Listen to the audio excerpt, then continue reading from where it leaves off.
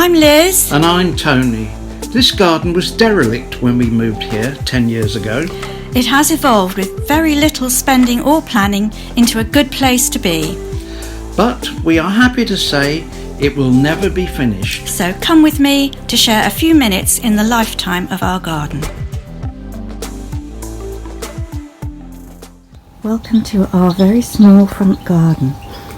In this sheltered corner by the front door we have a lemon verbena which has survived outdoors over the winter for the first time. A little hosta, some sempervivens planted in my old boots, a couple of nasturtiums grown from seed, and I've kept this planter with the overwintering flowers because I've not been able to go out and buy any bedding plants. Right in the corner are 3 runner beans, which shouldn't be in such a shady place really, but they were spare and I just stuck them in to see what would happen. They're galloping up to find some sunlight. On the other side of this narrow stretch of garden is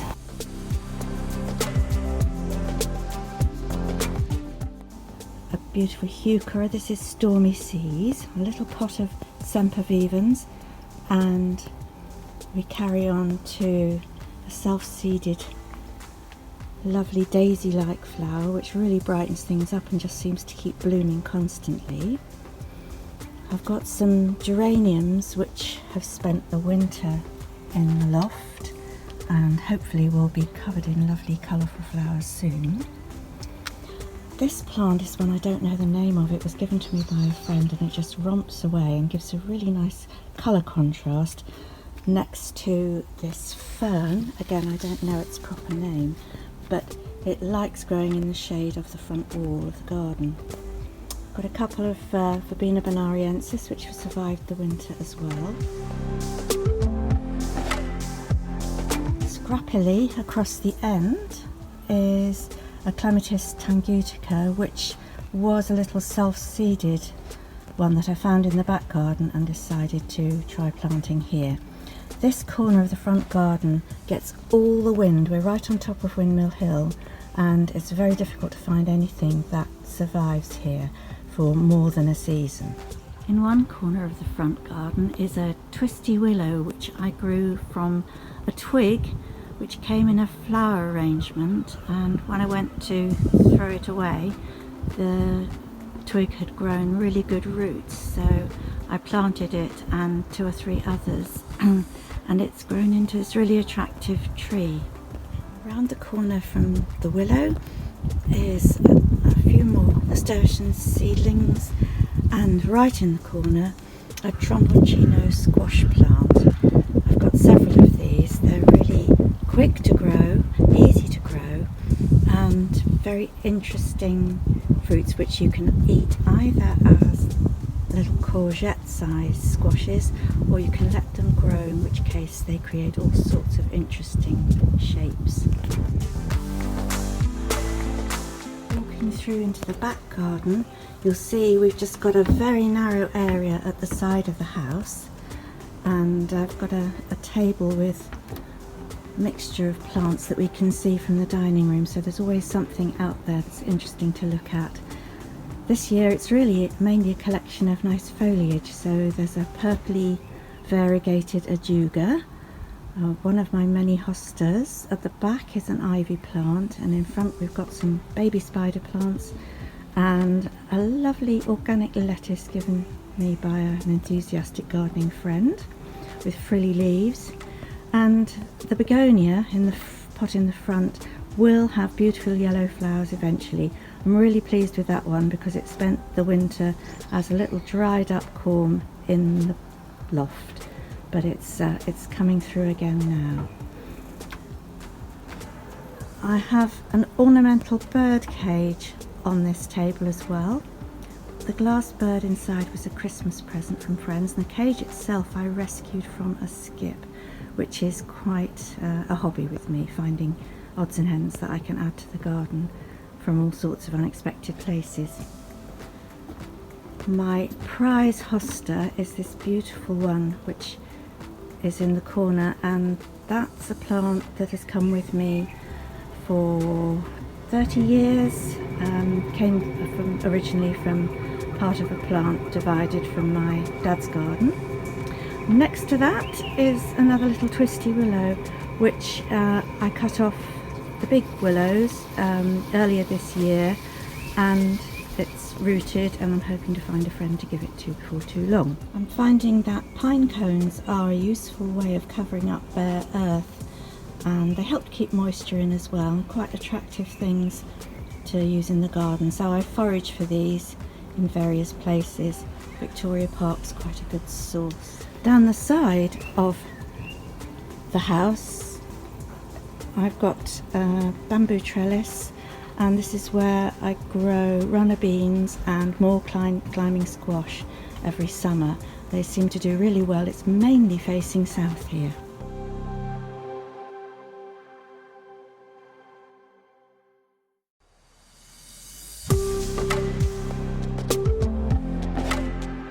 Okay, let's carry on. This little scrappy thing is a winter clematis, and it really is beautiful in winter. It's called Jingle Bells.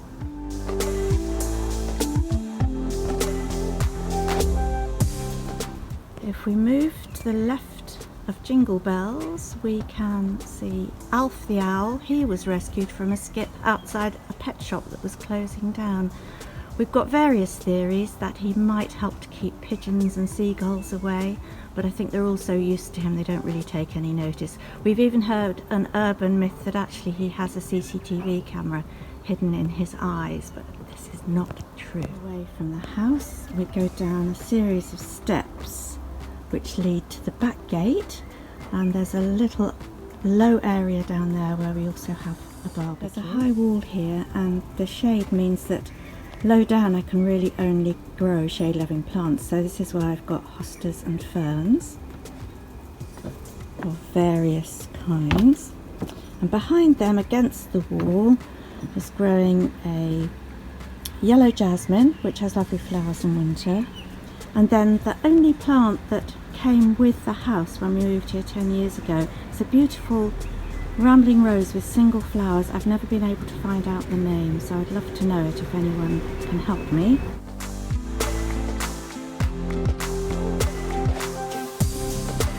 Corner with foliage in the shade again.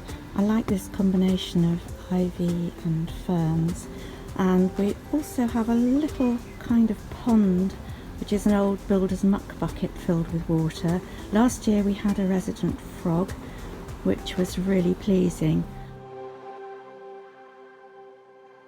I like using mirrors in the garden, particularly to brighten up dark corners, and this one is a good example of that kind of thing. If we go up above the mirror and see that merging into the red rose, I've got a very prolific Clematis tangutica. It's Bill Mackenzie is the name of this particular one, and it's just beginning to come into flower. So we've got lantern-shaped buds on it, and I will try and get you a nice close-up of some flowers. Here's a close-up of the tangutica flowers. This is a division of my giant favourite hosta. For some reason it's putting out flowers before its big brother. They're very attractive. I know hosta flowers are not supposed to be important, but I do find that they make a nice addition, a bonus on top of the beautiful variegated leaves. And in the corner next to that is another of my little collection of oddments. The pots were given to me by a friend who used to do odd job building, and he was always picking up things that people were throwing away and being asked to get rid of them. And so he knew that I liked collecting bits and pieces, so that's where they came from. Next to them is my favourite fern, I think. Difficult to choose though. This is certainly the biggest I've got in the garden, and it grows in a kind of spiral form, which is very pleasing. And it's also producing sort of offset, I suppose. I'm not sure the right word for this, but if I move back the leaves, you'll see I've just discovered that there's another fern growing behind it, which is from the parent plant. So there we go, which I probably can remove and pot up. I have done that a couple of times before already. Go down into the bottom corner of the garden. This is the equivalent of that area behind the shed where you shove everything that you don't know what to do with. But there's also a corner for the barbecue, which is very useful. And here is my dad's watering can, which is a nice memento. He was a keen gardener, gave me lots of ideas, but mainly his enthusiasm rubbed off on me, which has been a boon, especially in these lockdown days when us over 70s are self-isolating, and it's great to have a little garden and plenty of things to do in it. When we planned the garden, we decided to raise most of it above its original level. So to the right of that dark area, we created a deck, and that has much more potential for growing things, although they all need to be in containers, of course. First of all, I've got another of the willows that I propagated, and coming round the corner, yet another one. I'll bring you around so you can see this one has gone into a really nice weeping shape. They're very useful small trees to have in containers in a small garden. You can move them around quite easily.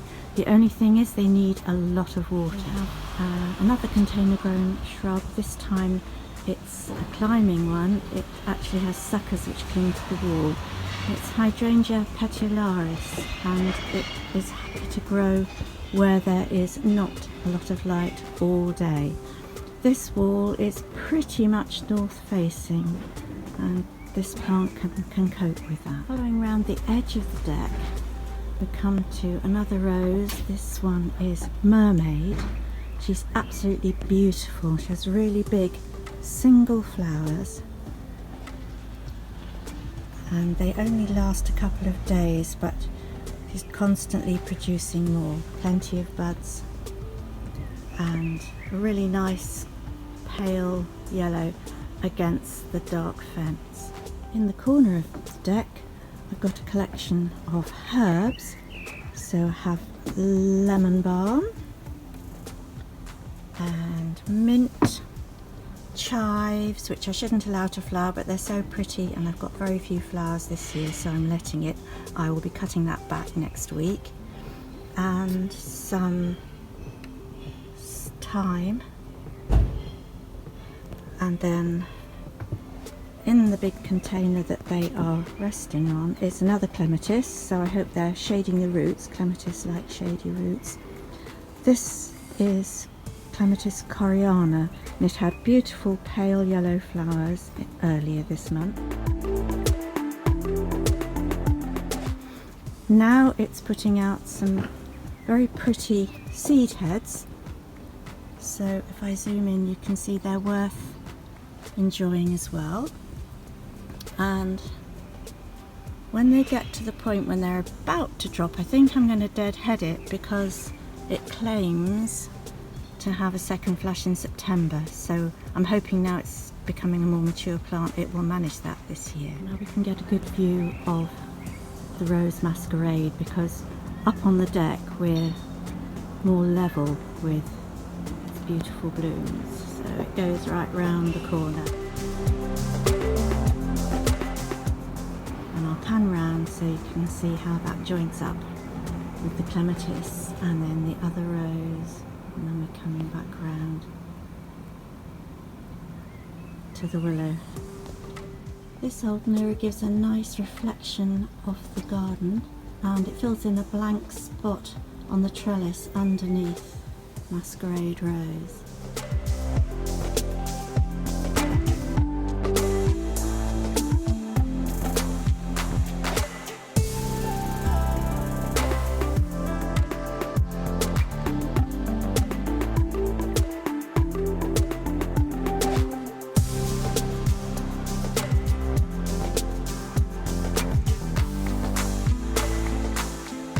Thank you for visiting us online, and we hope you will be here in person next time. Bye!